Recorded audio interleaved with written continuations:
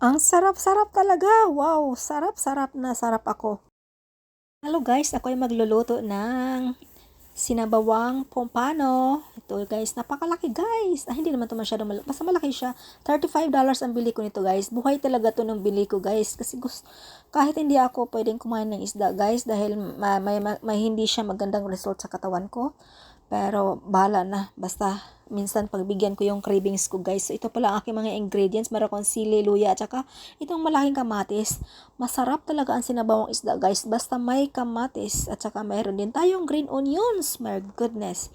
Napakasarap ito guys. Ito pakuluan lang natin guys. Hindi na ako magisa-gisa. Ayaw ko ng may mantika. So pakuluan lang natin yun. So bago habang nagpapakulo tayo ng kamatis, yung ating mga ingredients, ay ito hiwain natin ating pompano. Iglutuan ko talaga ito lahat guys. Talagang ubusin ko siya guys kasi nag-cravings talaga ako ng sinabawang pompano. Malamig kasi ang panahon at saka medyo hindi maganda yung aking pakiramdam. So higop tayo ng sabaw para pagpawisan tayo. So ito pala aking gulay guys. Ano pala itong gulay na to ay tawag nito choy sam. So ayan. Hindi yan lanta guys ha. Fresh talaga yan. Kaya lang siya nagaganyan dahil binabad ko siya, 3 oras ko siyang binabad, and then hinugasan ko siya ng hinugasan. Talagang matagal ko siyang hinugasan guys, ganyan. So ayan, ilalagay natin yan guys. Ito yung pangdahon natin guys. So napakasarap na ito ilagay. Takam na ako, excited na ako, oh my god.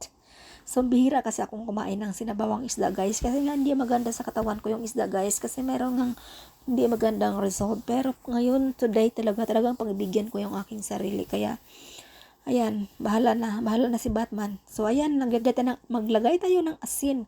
So konting asin lang ilagay natin guys para naman yung hindi naman masyang maalat. Kumaga matabang-tabang ng konti. So depende sa akin lang ito, medyo matabang ng konti. Kasi talagang nag-iiwas din tayo sa sodium. Hindi rin talaga maganda sa ating katawan. So babas-bawasan natin ng asin. So ayan, depende na sa inyo guys. Basta napakasarap nito, bahala na ako. Basta ang sarap nito, excited talaga ako. So, ito tikman natin. Talagang gusto ko siya. Napakasarap. So, yummy.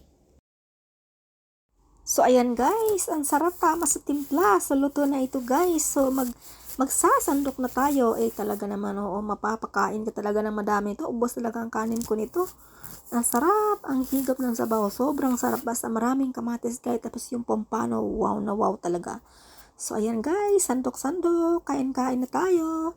Salamat sa inyong panonood guys. Makiusap naman ako sa inyo guys. Please share my video guys. Parang awa naman, Parang makakaawa talaga ako, Talagang gustong-gusto ko lang talagang mag-viral yung aking video. Pero, sige na lang kung hindi ko pa time. So, okay lang yan. Tatanggapin ko. Bahala na si Lord sa akin.